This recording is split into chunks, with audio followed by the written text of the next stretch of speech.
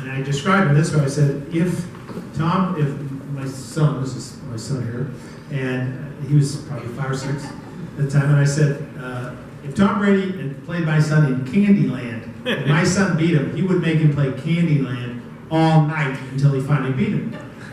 I didn't think that much of it. And about 2 days later, I was walking across the locker room, and Tom was walking across the locker room, and he goes, "Hey, I read that column." I said, "Yeah." I said, "What'd you think?" He said, "I whipped your son's ass in Candyland." And he was joking, but he wasn't completely joking. And that's who he is, and it's one of the things that makes him great. It's what made Unitas great. Upton does a chapter in there on scouting, to answer some of those questions that you were talking about. You know, what do you look for in a player, various positions. And when we go into the quarterbacks, he explains, you know, what's really important in a quarterback. You know, Jeff George may have had the greatest arm in the history of arms, and he only won 37% of his games. He killed every coach that he ever had because he didn't have the other things that you need. And Upton goes into the book at great length talking about these various top 20 quarterbacks and who they were and you know, why they were. And I know there's a lot of people here, everybody I'm sure is Tom Brady fan. One of the things that always drives me crazy, and we talk about a little bit in the book, because I try to see things as they actually are. People love to say Tom Brady's the winningest quarterback in NFL history, the greatest playoff quarterback in NFL history. No disrespect to Tom Brady, but he's not. He's not. Otto Graham played 10 years in the NFL. Every year. He went to the championship game 10 straight seasons, and he won 7. So to me, perfect attendance in the championship game is better than anybody else who ever played. And his last year, he retired, and Paul Brown asked him to come out of retirement at the end of training camp because the quarterback that replaced him was not good. And he came in, they went to the championship again.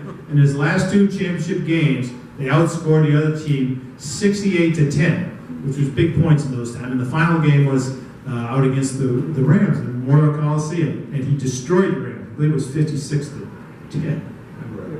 And the Rams fans gave Otto Graham a standing ovation as he walked off the field at the end of the game. So no disrespect to Tom Brady or Joe Montana or Kenny Stabler, who was a dear friend of mine, but Otto Graham won more than anybody else. And just as an aside, I said this to Brady one time. He said, "Who's this Otto Graham?" I said, "Well, I'll tell you what. Not only did he go to the championship every year, one year in the offseason because he didn't have anything else to do, he played in the NBA for the Cincinnati Royals. They won the championship." And again, of course, we're in the time of, you know, the whole idea. You say something and it's on there. You've got Twitter and everything else.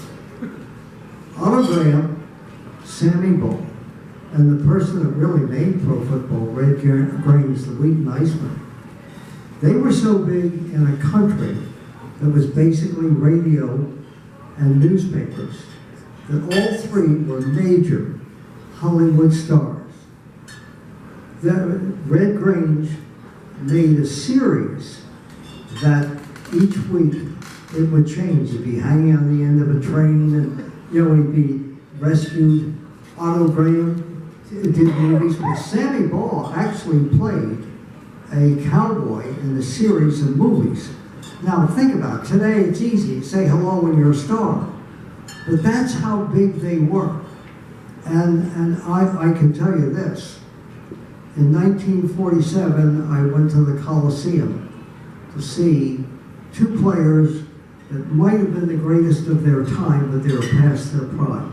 But they had broken the color line. Kenny Washington was one. The other one went on to become the person that was killed by Kirk Douglas in Spartacus, Woody Strode. And I remember walking onto the field because the only way that they would let the Rams play in the Coliseum is that they agreed to integrate their team, which they did do. And when I saw them working out, I said, these guys are they're so much better. But you know one of the greatest backfields that you can get it in film. One of the greatest backfields ever in that time? Jackie Robinson and Kenny Washington. 2 greatest players in college football. And of course, Robinson went on to break the color line. There are so many things in there, including On the field, little Upton Bell standing there, and there's Jane Russell, who was the Marilyn Monroe of her day, who was married to Bob Waterfield. I did not put the other thing in the book because I wasn't absolutely sure that standing next to her was the most famous man of his time, Howard Hughes. And they were having a discussion on how they could get this movie, The Outlaw, past the censors because of her bra size. I'm sitting there, you know, I'm 9, 10 years old, and going, where's the football? Well, they're discussing his bra size. So, all of the things that I was lucky enough, and we'll wrap it up with a few more questions. The one thing I will tell you is, through a life of somebody who lived in hotels with football players and houses that we got thrown out of, all of that set me up for a life that was incredible. I met presidents, you name it, because they were all sports fans. In fact, there was one time that my father, who was the first person in history to register as a lobbyist to try and get the same deal as baseball, was sitting in a room with Lyndon Johnson, who was the head of the Senate at the time, and he was trying to get this, and Johnson said, you know what, God damn it, I got a daughter, Lucy, and I don't like who she's hanging out with. If I can fix her up with your boy, you might have a chance to pass this. But it wasn't him, it was his brother. With my brother. I didn't make it through the first time. So they were about Harry Truman. If you go to the Truman Library, there's Bert Bell hanging in the rotunda with Harry Truman.